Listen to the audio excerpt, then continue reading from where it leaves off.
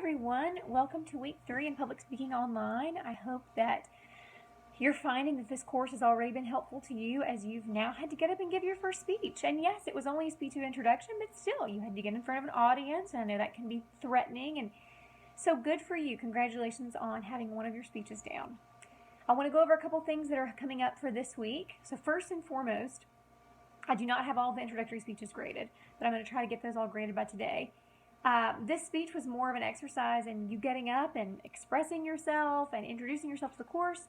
So honestly, as long as you followed the directions, you were within the time frame, you included visual aid, nothing too egregious happened, and you had your audience, I will most likely you'll get a 19 or a 20 or something on that. For future speeches, I will be grading much more harshly in terms of the content and in terms of the delivery. But of course, we haven't really covered any of that, so this is sort of an intro to all of that. I will try to get all those graded by the end of the day if I can. So in terms of what's coming up this week, I have about a 7-minute mini lecture posted on week 3. Please watch that. It's on outlining, and this is and structure for your speech. This is going to be the very first time you have to turn in an outline for your speech, and that outline is due on Sunday.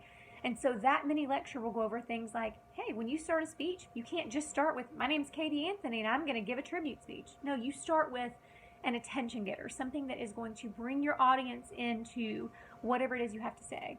You'll also end your speech with a clincher, which will kind of end you on a high note, okay? You already read the chapter on introductions and conclusions, so we're going to have to start incorporating some of those things into it. So please watch that example kind of video, okay, that little short mini lecture I have. I also have posted for you some example speeches of special occasion and some example outlines of, I think, one of special occasion outline. Please look at that, reference that, use that as you're putting this together.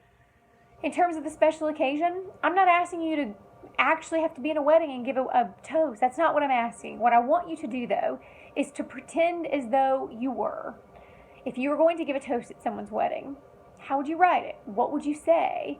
If you were going to give the main speech at someone's retirement party or the main tribute speech at a anniversary party, what would you say? Okay, that's what this is. And I've had many students in the past who wanted to pay tribute to maybe their parents being married 40 years or something, and so they write that in this class, and they're always great and heartwarming. Okay, so do that. Pick an occasion that you want to write a special occasion speech for. Okay. Let's see what else. This week you have 3 chapters to read. Chapter 17 on outlining, chapter 7 on outlining, chapter 17 on special occasion speaking, and then chapter 9 on being a critical thinker when you encounter information. You have 2 discussion boards to do this week. One is on Ronald Reagan and Jimmy Valvano, and then one is on the power of belief, okay? Each of these discussion boards will require you to watch speeches and then evaluate. And then finally, last but not least, you will have to submit that outline for your special occasion speech. Let me remind you, everything that you submit to me, I will run through Turnitin.com because you will be turning that in online. You won't be emailing that to me. There's a place on Blackboard for you to submit that this week. So please make sure that everything is your own original work, as it should be anyway.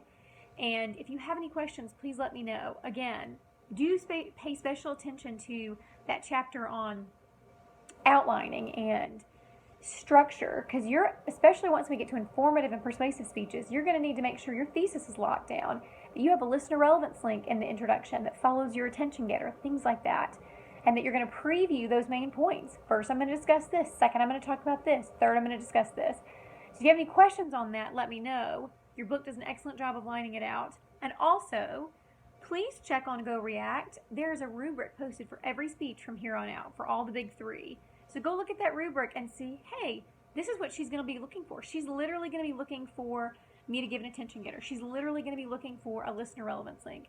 So make sure you take the time to look at that. Okay? Hope you have a wonderful week, and I look forward to hearing from you and answering any questions you may have.